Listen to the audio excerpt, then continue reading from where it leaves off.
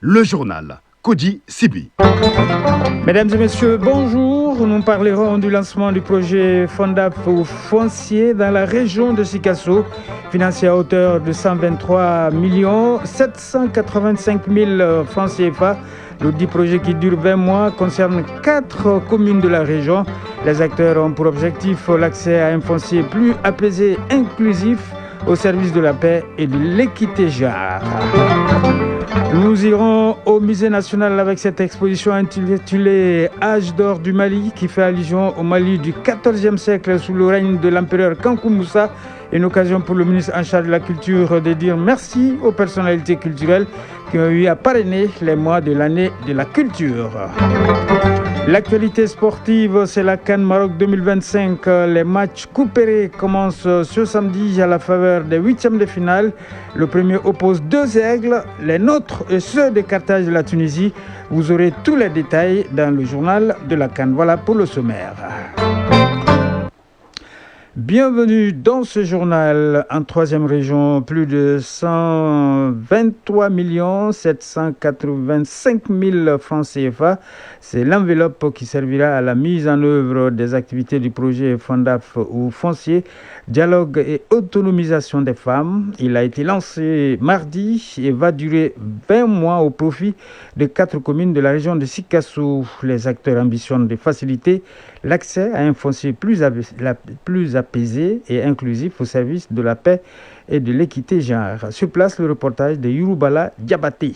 Financé à plus de 123 785 000 francs CFA par l'ONU Femmes et mise en œuvre par l'ONG Ahmed, le projet couvre 4 communes de la région de Sikasso, à savoir les communes de Sikasso, Natien, Fourou et Kadjolo. Théophile Damélé, chef de bureau de l'ONG Ahmed. Après le lancement, les activités qui vont se dérouler au niveau des différentes communes, les 4 communes et l'ensemble des villages de ces communes-là, vont porter essentiellement sur le renforcement des commissions foncières qui existent. Si ça n'existe pas, on va les dynamiser et aussi les renforcer. Il y a aussi les activités économiques à l'adresse des femmes. Donc, ils vont également se dérouler au niveau de l'ensemble des villages des 4 communes concernées. La mise en place des acteurs médiatrices, des femmes et des jeunes médiatrices qui vont nous faciliter le dialogue entre les décideurs des communes, les décideurs des villages et aussi ces femmes-là pour qu'au moins nous puissions faciliter l'octroi et l'obtention des terres au profit des femmes. Ousmane Ouattara, maire de la commune rurale de Fourou. Avec le nouveau projet qui arrive et qui s'incline vers les femmes, j'ai été très très content parce que chez moi, bientôt mes 25 villages, chaque groupement de femmes aura son périmètre maraîcher et déjà ça existe. Mais Ahmed va augmenter la production. Au Mali, la question foncière demeure un enjeu central pour la cohésion sociale, le développement rural et la sécurité. Les tensions autour de l'accès à la terre et à ses ressources se sont accrues dans un contexte de fragilité politique affectant particulièrement les femmes rurales. Bernard Koulibaly, directeur de cabinet du gouverneur de la région de Sikasso. Les manifestations sociales les plus perceptibles prennent forme des litiges et conflits fonciers, mais elles peuvent également se traduire en termes de tensions latentes ou de dépendance sociale, d'incertitudes institutionnelles et juridiques ou de précarité économique des assises foncières. Le gouvernorat de la région de Sikasso salue cette occasion la volonté de l'ONIFAM d'avoir accompagné la mise en œuvre de ce projet au Mali. Amener les femmes au cœur des discussions foncières, c'est renforcer leur autonomie, accroître la cohésion et faire progresser l'équité genre dans toutes les sphères de la vie communautaire. La projection d'un film documentaire sur les attributions des terres a constitué d'autres temps forts de ce lancement du projet qui dure 20 mois. Sikasso, Yourubala Diabaté et Suleiman Bamba pour l'ORTM. Direction Ségou, mini-bourse sur les filières riz et maïs. Cette mini-bourse initiée par l'Association malienne pour la sécurité alimentaire Amassa Afrique verte met en relation directe les producteurs et les opérateurs céréaliers en vue de promouvoir un système de commercialisation appelé agriculture contractuelle. Sur la base des annonces, environ 10 000 tonnes de riz sont proposées pour les offres de vente au cours de cette édition. Le reportage de Kandé Silla. L'agriculture contractuelle, une alternative sûre pour le développement durable du monde paysan. C'est pour donner corps à cette conviction que l'Association malienne pour la sécurité alimentaire, Amassa Afrique verte et l'Alliance pour une révolution verte en Afrique AGRA initie cette mini-bourse sur les filières riz et maïs. L'objectif est de mettre en relation directe les zones de production du Mali avec les opérateurs agro-industriels en vue de promouvoir un système de commercialisation innovant. Demba Sissé, point focal Amassa Afrique verte. L'agriculture contractuelle, c'est un contrat qui se fait bien avant la production. Au moment où le contrat est déjà signé, il y a beaucoup d'acteurs qui entrent en jeu. Les processus de réalisation de ces contrats suscitent beaucoup d'opportunités d'emploi au niveau des bassins de production. Nous avons jugé nécessaire d'organiser cette mini-bourse pour permettre aux OP potentiels du riz et du maïs à venir conquérir leur part de marché. Amadou Sogoba, directeur régional de l'agriculture Ségou.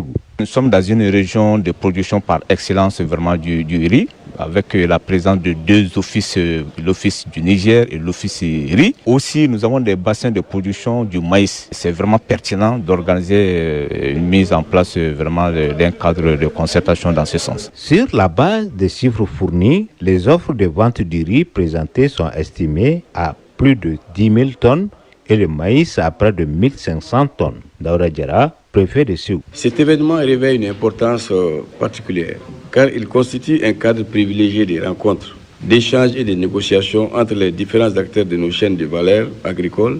Il symbolise notre engagement commun à promouvoir une agriculture plus organisée, plus compétitive et surtout plus rémunératrice pour nos producteurs. Les parties prenantes se sont familiarisées avec les règles de base de la contractualisation qui reposent fondamentalement sur le respect des engagements. Ségou, Kandesila, Krambo Traoré pour l'ORT.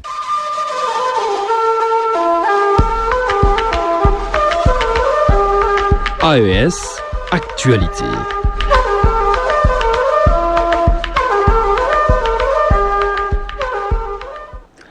Au Burkina Faso, d'abord, tournée des membres du gouvernement dans les casernes. Hier, le Premier ministre, accompagné du ministre d'État, ministre en charge de la Défense, était dans les régions de Bankui et du Sourou.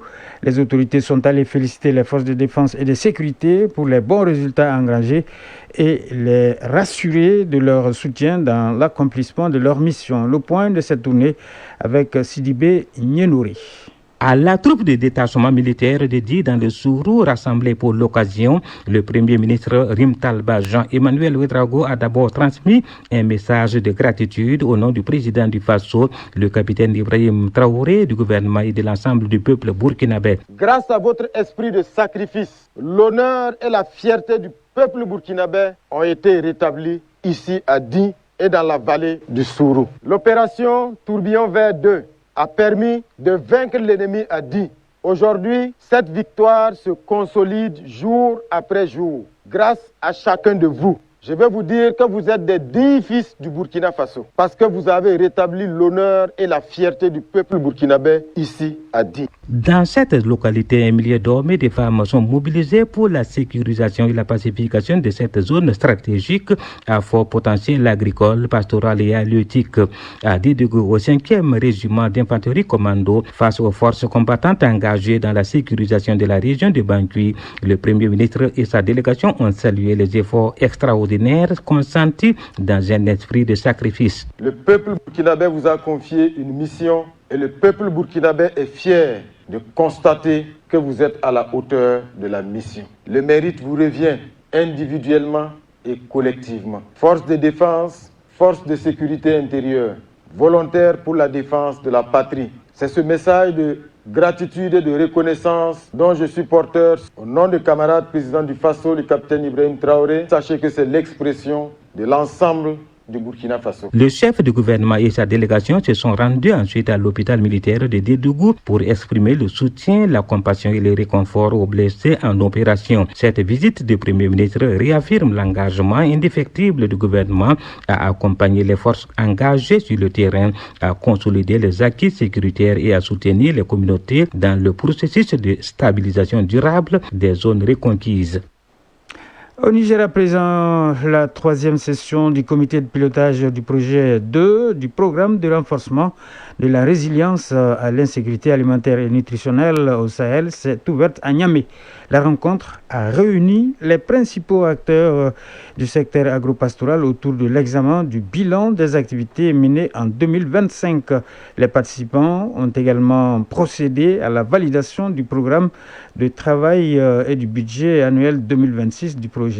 Abdourahman Bouzou pour les détails. Dans son mot de bienvenue, le coordonnateur national du projet Alachi Boukar a rappelé les grandes lignes du projet ainsi que le contexte dans lequel s'inscrit cette session, marquée par la nécessité de renforcer la résilience des communautés. Le PDRS est un programme voulu et initié par les plus hautes autorités du Niger pour répondre aux besoins des populations dans la recherche de leur sécurité alimentaire et nutritionnelle. Cette 3e session du comité national de pilotage se tient donc à une période où l'équipe du PDPDRS s'engage pleinement dans un bon esprit pour accélérer le rythme d'exécution en 2026. Ouvrant officiellement les travaux, le secrétaire général du ministère de l'Agriculture et de l'Élevage, Ousmane Abdou, également président du comité de pilotage, a précisé que ce projet vise à améliorer durablement les conditions de vie des populations sahéliennes à travers des interventions intégrées. Quelques 10 000 villages seront directement touchés, soit 77 000 producteurs ruraux, dont plus de 50% des femmes. Et près de 800 000 personnes seront touchées indirectement. La finalité est donc d'aboutir à une meilleure gestion des ressources naturelles régionales, une meilleure sécurité alimentaire pour les populations locales, ainsi qu'à la réduction de la vulnérabilité des ménages ruraux, des conflits et des migrations environnementales. Le programme de renforcement de la résilience à l'insécurité alimentaire et nutritionnelle au Sahel, PDRS, initié en 2014 par la Banque africaine de développement BAD, le SILS et ses États membres, s'inscrit dans une approche régionale sur 20 ans, mise en œuvre à travers des projets de 5 ans successifs. Il vise à bâtir une sécurité alimentaire durable dans l'espace sahélien. Quelques mots de l'actualité hors de l'espace AES. En Gambie, au moins 7 personnes ont trouvé la mort et plusieurs autres sont portées disparues après le naufrage de leur embarcation dans la nuit du 31 décembre. Ces personnes tentaient de rejoindre l'Europe par la route migratoire de l'Atlantique, ont annoncé les autorités gambiennes. Selon le ministère, 96 personnes ont été secourues, mais parmi elles, 10 sont dans un état grave et de nombreux passagers sont portés disparus, précise encore le communiqué. Au Gabon, le président Brice Clotaire Oligui Nguema a signé 3 décrets hier. Le premier nomme Hugues Alexandre Barrot Chambrier au poste de vice-président de la République. Le deuxième élève Hernan Omongolt au poste de vice-président du gouvernement. Le troisième, enfin, officialise la composition du nouveau gouvernement gabonais. Cette nouvelle équipe gouvernementale compte 31 ministres contre 30 pour la fois précédente, avec 10 femmes et 21 hommes. Les relations entre l'Afrique du Sud et les États-Unis s'annoncent tendues en 2026. En cause, le retour de Donald Trump à la Maison-Blanche et la confirmation le 19 décembre par le Sénat américain de la nomination de Leo Brent Bozell comme nouvel ambassadeur américain à Pretoria. Une désignation controversée dans un contexte déjà marqué par les divergences politiques et diplomatiques entre Washington et Pretoria. En ce début d'année 2026, la Somalie prend la présidence tournante du Conseil de sécurité des Nations Unies, comme le veut la tradition. Une partie des sièges non permanents de cette instance onusienne change de titulaire pour l'année. Parmi eux, la République démocratique du Congo, qui fait son grand retour plus de 30 ans après sa dernière participation. 5 pays quittent ainsi le Conseil: l'Algérie, la Corée du Sud, la Guyane, la Sierra Leone et la Slovénie. Ils sont remplacés par le Bahreïn, la Lettonie et la Colombie, ainsi que par 2 nouveaux membres africains, le Libéria et la République démocratique du Congo. Le projet Culture Mali 2025 vient de connaître son épilogue au Musée national avec le vernissage de l'exposition intitulée Âge d'or du Mali. Une exposition qui invite le public à revisiter le Mali du XIVe siècle sous le règne de l'empereur Kankou Moussa, celui à qui le Mali doit son plus grand rayonnement international. L'événement est mis à profit par le ministre de l'Artisanat, de la Culture et de l'Industrie hôtelière et du Tourisme pour remercier l'ensemble des personnalités culturelles qui ont eu la charge de parrainer les mois de l'année dédiée à la culture. Mariam Koulibaly. Dans la peau de l'empereur Kankou Moussa, l'artiste pluridisciplinaire Abdou Wologem, par la présente exposition intitulée Âge d'or du Mali, met sur scène le Mali du XIVe siècle. Une véritable immersion dans le royaume d'Imassa Moussa, l'homme jusque-là considéré comme le plus fortuné de tous les temps. Abdou Wologem, artiste. Parler de l'âge d'or du Mali, c'est parler de beaucoup de choses à la fois. Ce n'est pas que l'or. L'âge d'or du Mali, c'est le sel aussi. C'est la connaissance, c'est le savoir, c'est la richesse, c'est l'intellect du Malien. Des tableaux en passant par la représentation majestueuse du royaume de Kankou Moussa, l'artiste émerveille les visiteurs tant par le charme que l'authenticité des objets exposés. Derrière chaque œuvre se trouve une valeur intrinsèque. Doumbia Mariam Tangara, ministre de l'Environnement, de l'Assainissement et du Développement durable. Cette exposition doit être vue par le peuple malien. Depuis l'âge de l'or jusqu'à maintenant, ça retrace tout. Également, il a fait ressortir le lien entre la culture et la préservation de l'environnement. Ça veut dire qu'il y a un lien fort entre ces deux, d'autant plus que la culture fait partie des piliers du développement durable. Mamoun Dafé, ministre de l'Artisanat, de la Culture, de l'Industrie hôtelière et du Tourisme. Aujourd'hui, c'est un grand moment de bonheur et de satisfaction, surtout de reconnaissance et de remerciement humblement à l'endroit du président du Mali qui a bien voulu, dans sa vision historique, de donner l'année à la culture.